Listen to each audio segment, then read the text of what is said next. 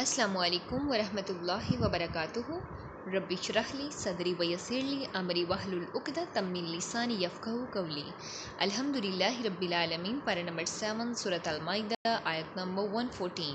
اعوذ باللہ من الشیطان الرجیم، بسم اللہ الرحمن الرحیم۔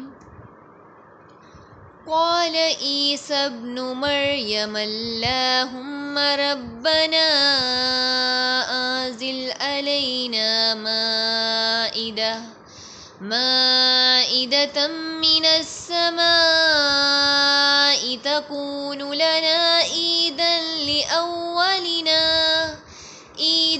لأولنا وآخرنا وآية منك وارزقنا وأنت خير الرازقين۔ عیسیٰ ابن مریم نے دعا کی، اے اللہ ہمارے رب، آسمان سے ہم پر ایک خوان اتار جو ہمارے پہلوں اور پچھلوں کے لیے عید ہو اور تیری طرف سے ایک نشانی ہو، اور ہمیں رزق عطا فرما، اور تو رزق عطا کرنے والوں میں سے بہترین ہے۔ اس آیت کی ہم تفسیر میں دیکھتے ہیں کہ حضرت عیسیٰ علیہ السلام نے اللہ رب العالمین سے دعا کی۔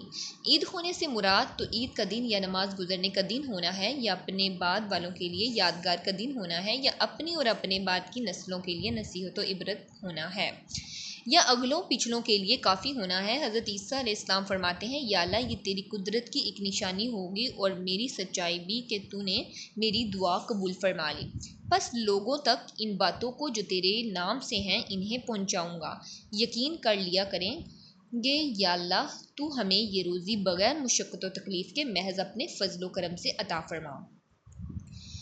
تو بہترین رزاق ہے۔ اللہ رب العالمین نے دعا کی قبولیت کا وعدہ فرما لیا، اور ساتھ ہی یہ بھی فرما دیا کہ اس کے اترنے کے بعد تم میں سے جو کوئی بھی جھٹلائے گا اسے اور کفر کرے گا تو میں اسے وہ عذاب دوں گا جو تمہارے زمانے میں کسی اور کو نہ دیا ہوگا۔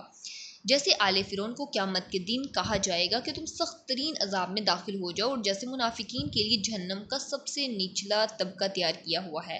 حضرت عبداللہ بن عمر رضی اللہ تعالیٰ عنہ سے روایت ہے کہ قیامت کے دن بدترین عذاب 3 قسم کے لوگوں کو ہوگا: منافقوں کو، اور مائدہ آسمانی کے بعد انکار کرنے والوں کو، اور فرعونیوں کو۔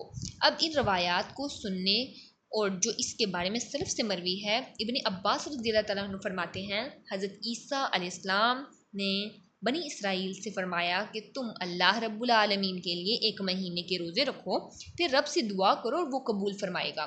انہوں نے 30 روزے پورے کر لیے اور کہا، اے بلائیوں کے بتانے والے، ہم اگر کسی کا کام 1 ماہ تک مکمل کرتے تو وہ بھی بعد میں ہماری دعوت ضرور کرتا، تو آپ بھی اللہ رب العالمین کی طرف سے بڑے ہوئے خوان کے آسمانوں سے اترنے کی دعا کیجیے۔ حضرت عیسیٰ علیہ السلام نے پہلے تو انہیں سمجھایا، لیکن ان کی نیک نیتی کے اظہار پر اللہ رب العالمین سے دعا بھی کی، اللہ تعالیٰ نے قبول فرما لی اور ساتھ ہی دمکا بھی دیا۔ پھر فرشتوں کے ہاتھوں آسمان سے خوان نعمت اتارا، جس پر 7 مچھلیاں تھیں، 7 روٹیاں تھیں، جہاں یہ تھے وہیں وہ ان کے کھانے کو رکھ گئے۔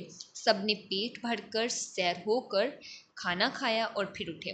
اللہ رب العالمین سے دعا ہے کہ وہ ہمیں دین کا سچا فہم نصیب فرمائیں، اس پہ خود بھی عمل کرنے اور دین کا پیغام دوسروں تک پہنچانے کی توفیق عطا فرمائیں، آمین۔ وآخر الدعوانا ان الحمد للہ رب العالمین۔ سبحانک اللہم وبحمدک، نشہد ان لا الہ الا انت، نستغفرک ونتوب الیک۔ السلام علیکم ورحمۃ اللہ وبرکاتہ۔